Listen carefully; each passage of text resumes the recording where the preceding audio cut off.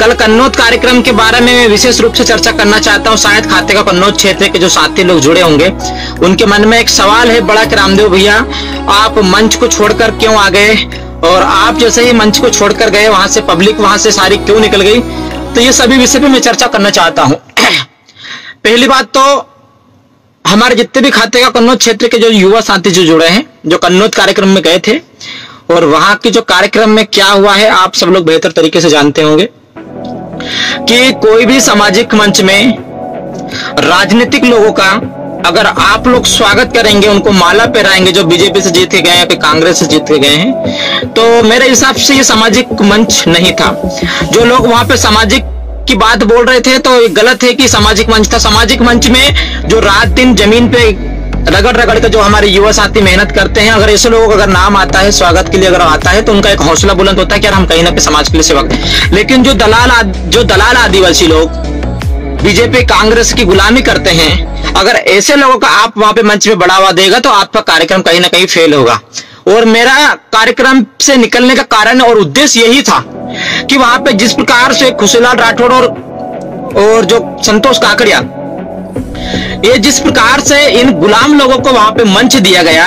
खुशीलाल राठौड़ हमेशा आदिवासियों को जनजाति बोलता है। अगर आदिवासी अगर जनजाति है तो आप लोग विश्व आदिवासी दिवस आदिवासियों के कार्यक्रम में क्यों गए? और अगर कार्यक्रम में गए आप तो आपको जो आयोजन कमेटी है आप लोगों को बढ़ावा दे रही है। संतोष काकड़िया एक बीजेपी से जिला पंचायत जीता है, उसको वहां के जो लोकल लोग हैं उसको बीजेपी एक गमछा देते हैं, पीला गमछा, जिस प्रकार से जो हमारी शान है वो गमछा देता है। वो अंधभक्त इतना अंधभक्त हो जाता है कि वो गमछे को गले में नहीं डालता पीला गमछे का। तो कहीं ना कहीं आदिवासियों का अपमान हुआ।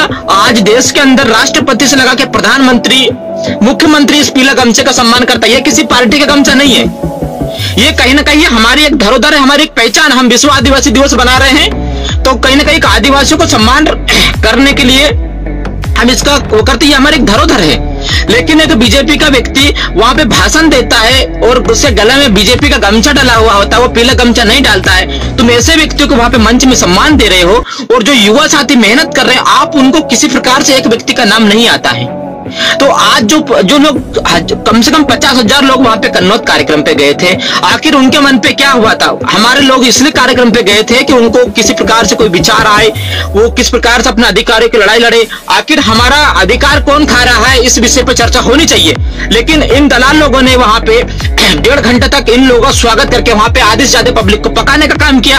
और जब सबको पता है कि खुशीलाल राठौड़ हमेशा आदिवासियों का विरोध करता है तो आपको उसको मंच देने का क्या काम था? अगर आपने उसको मंच दिया तो जो हमारे जो युवा साथी जो समाज के लिए काम कर रहे हैं आपको उनको भी मंच देने का आपका कर्तव्य बन रहा था। लेकिन वहां पे ऐसा कुछ भी नहीं हुआ। अगर ऐसा कुछ नहीं हुआ तो मैं भी वहां से मंच छोड़कर निकल लिया, क्योंकि गुलामों को और दलालों को सुनने की हमको आदत नहीं है 1% की। मेरे पीछे आज हजारों आदिवासी युवा लोग खड़े हैं, तो ऐसा नहीं हो कि यार रामदेव भैया वहां पे गलत भाषण सुन रहे थे और आपने उनका विरोध नहीं किया, इसलिए मैं वहां पे मंच को छोड़कर आ गया था।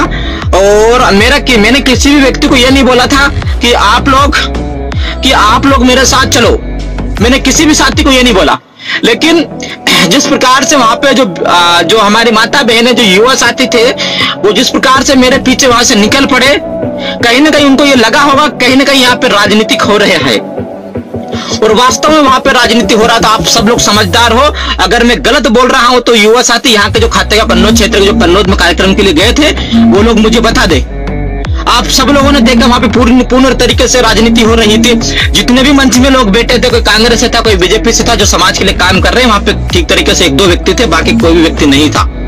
तो हम लोग ये चाहते हैं अगर सभी युवा साथी अगर समाज को छोड़ के अगर राजनीति में चले जाएगा तो समाज की लड़ाई कौन लड़ेगा? सवाल है सबसे बड़ा। आज बीजेपी के कारण हमको विश्व आदिवासी दिवस की छुट्टी नहीं मिली।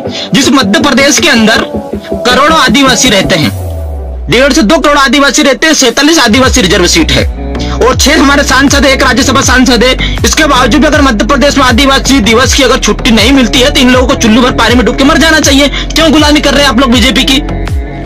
और अगर आप लोग गुलामी कर रहे हैं और फिर बोल रहे हैं हम आदिवासियों को सम्मान करते हैं तो दोहरी राजनीति हम बर्दाश्त नहीं करेंगे।